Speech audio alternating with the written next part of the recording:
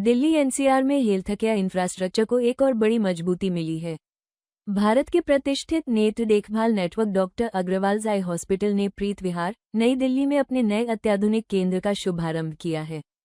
इस लॉन्च के साथ अब समूह के दिल्ली एनसीआर में 4 अस्पताल संचालित हो रहे हैं, जो क्षेत्र में उन्नत आई केयर सर्विसेज को और सुलभ बनाएंगे। यह नया केंद्र आधुनिक तकनीक से लैस है, जिसमें रोबोटिक कैटरैक्ट सर्जरी, कॉन्टूरर लेसर और उन्नत सर्जिकल सुविधाएं शामिल हैं। क्लिनिकल हेड के रूप में डॉक्टर सिद्धार्थ सैनी इस केंद्र का नेतृत्व कर रहे हैं। उनके अनुभव और विशेषज्ञता के साथ मरीजों को सटीक, सुरक्षित और व्यक्तिगत उपचार उपलब्ध कराया जाएगा। उद्घाटन समारोह में केंद्रीय मंत्री हर्ष मल्होत्रा और पूर्व केंद्रीय स्वास्थ्य मंत्री डॉक्टर हर्षवर्धन की उपस्थिति ने इस अवसर को और विशेष बना दिया। सामुदायिक पहल के तहत अस्पताल ने 31 मार्च 2026 तक फ्री कंसल्टेशन की सुविधा भी घोषित की है।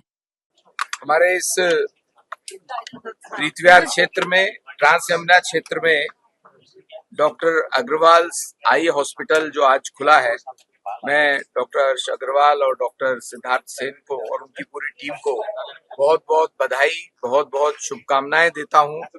जैसे साउथ इंडिया में डॉक्टर अग्रवाल के बहुत से हॉस्पिटल्स और आई क्लिनिक्स चल रहे हैं, उसी तरह अब दिल्ली में भी आपने अपना ये 3rd आई हॉस्पिटल खोला है और विशेष तौर से जो हमारे ट्रांस यमुना के लिए ये जो फैसिलिटीज हैं, वर्ल्ड क्लास फैसिलिटीज हैं, ये लेकर के आए हैं। मैं समझता हूं कि अब प्रधानमंत्री जी ने जो पूरे देश को कहा है कि विकसित भारत के साथ साथ हमें अफोर्डेबल हेल्थ भी मिलेगी, मैं होप करता हूं कि यहाँ पर भी अफोर्डेबल और world best health for the patients of I patients यहाँ मिलेगी, और इस बात के लिए मैं इनको बहुत बहुत बधाई और शुभकामनाएं देता हूँ।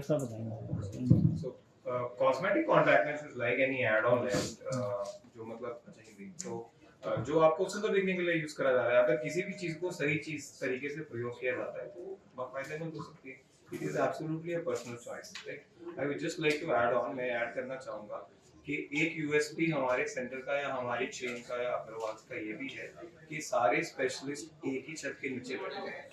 यानी कि कैटरैक्ट आपने पूछा, एआई सर ने बताया, लेटेस्ट मशीन हमारे पास है। उसके बाद रेटिना आता है सबसे कॉमन।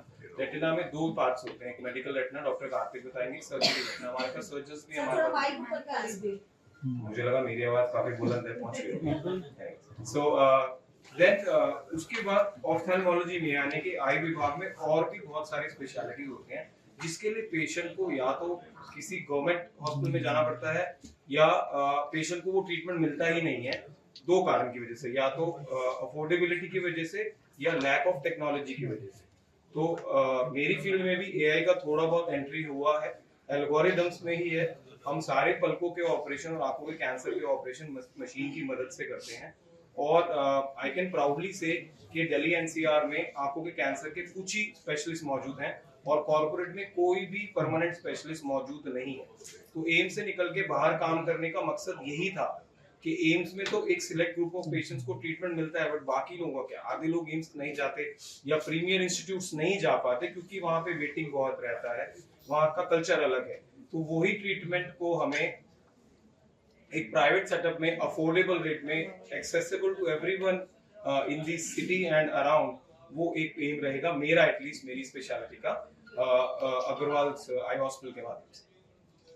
मौजूदा समय में आई को लेकर, आई डिजीज को लेकर क्या ट्रेंड चल रहा है इंडिया में, और साउथ में आपका एक्सपीरियंस क्या रहा है, और नॉर्थ में आप क्या नया करना चाह रहे हैं? मौजूदा समय मतलब प्रेजेंटली आंखों में आजकल मायोपिया का बहुत चर्चा हो रहा है। क्या हो रहा है कि जब से फोन आए हुए हैं, जब से बच्चे फोन पर लगे हुए हैं, मायोपिया का जो इंसिडेंस है वो बहुत ज्यादा हो रहा है। तो उसके लिए पहले तो आके डॉक्टर सामिया को देखिए, वो कौन डॉक्टर हैं, वो पीडियाट्रिक भी होता है, वो डॉक्टर दिव्या आके देखती है। तो पीडियाट्रिक की भी डॉक्टर्स देखनी चाहिए। इस मायोपिया को स्लो करने के लिए स्पेशल ग्लासेस आए हुए हैं, वो मायोपिया कंट्रोल ग्लासेस बोलते हैं। तो जैसे कैटरैक्ट को कभी स्टॉप नहीं कर सकते हो, मोती को कभी स्टॉप नहीं कर सकते।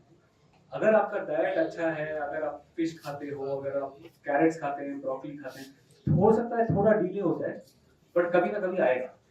वैसे ही ये जो मायोपिया कंट्रोल में है, प्रोग्रेशन को थोड़ा डिले कर देगा, और जैसे ही डिले कर दो 18 साल की उम्र में वो पावर स्टेबलाइज हो जाता है। तो जो चाइना में हुआ है, जहां पावर मायोपिया बहुत ज्यादा बढ़ गया था, वो हमारे पास थोड़ा मौका है उसको कंट्रोल करने की। तो that is one of the big trends. Second is बहुत सारे एडवांसेस हो रहे हैं। अगर आप देख लीजिए कैटरैक्ट में, अगर आप देख लीजिए रिफ्रैक्टिव सर्जरी जो लेसिक बोलते हैं उसमें, अगर आप रेटिना सर्जरी में बोलते हैं, बहुत सारे एडवांसेस हो रहे हैं। जो पहले वाले हमारे क्या बोलते हैं फीलिंग्स थे और सेंटिमेंट थे कि सर्जरी बाद में करना चाहिए, बहुत बढ़ जाना चाहिए तभी सर्जरी करना चाहिए, वो आजकल इट्स नॉट वैलिड टुडे, क्योंकि टेक्नोलॉजी इतना बढ़ गया है कि आपका रिकवरी बहुत फास्ट हो जाता है और आपके कॉम्प्लिकेशन रेट बहुत कम हो जाता है। तो रेटिना में भी जो आजकल सर्जरीज कर रहे हैं वो 20 साल पहले कभी नहीं होते थे, क्योंकि उतना टेक्नोलॉजी था नहीं। तो बहुत सारे ऐसे ट्रेंड्स होते हैं और आंखों में बहुत सारा रिसर्च जा रहा है। इन 4 बड़े कंपनीज होते हैं, उन चारों कंपनी में बहुत सारा रिसर्च होते रहता है कि टेक्नोलॉजी को कैसे अपग्रेड करें। इसीलिए बहुत जो सबसे इम्पोर्टेंट है वो ये कि हर साल हर एक बार ऑफ्थेल्मोलॉजिस्ट को आंख दिखा दीजिए। हो सकता है पिछले साल जो ट्रीटमेंट अवेलेबल नहीं थी वो अभी अवेलेबल है। और जो प्रोग्रेशन होता है, अगर आप ग्लूकोमा देख लीजिए, ग्लूकोमा का जो प्रोग्रेशन होता है वो इतनी धीरे होता है कि जब तक डैमेज बहुत ज्यादा हो गया पता ही नहीं चलता, और जब डैमेज बहुत ज्यादा हो गया तब आपका इतना ही विजन बचेगा, सिर्फ छेद के अंदर से देखना। तो अगर आप हर साल देखते रह रहे हैं, राइट, हमारा सेंटर हो कोई और सेंटर हो वो इम्पोर्टेंट नहीं है, मगर हर साल आप जांच कर ले तो आपको पता चल जाएगा कि नए डिजीजेस आ रहे हैं, उनको कैच कर सकें। जो डिजीजेस इधर प्रेवलेंट नहीं थे, जो डिजीजेस यूरोप में प्रेवलेंट थे, यूएस में प्रेवलेंट थे, वो इधर आजकल दिखने लगे हैं, तो उनको भी कैच कर सकें, राइट। तो बहुत सारे चेंजेस हो रहे हैं, कोई वैसा एक इंडिविजुअल है नहीं।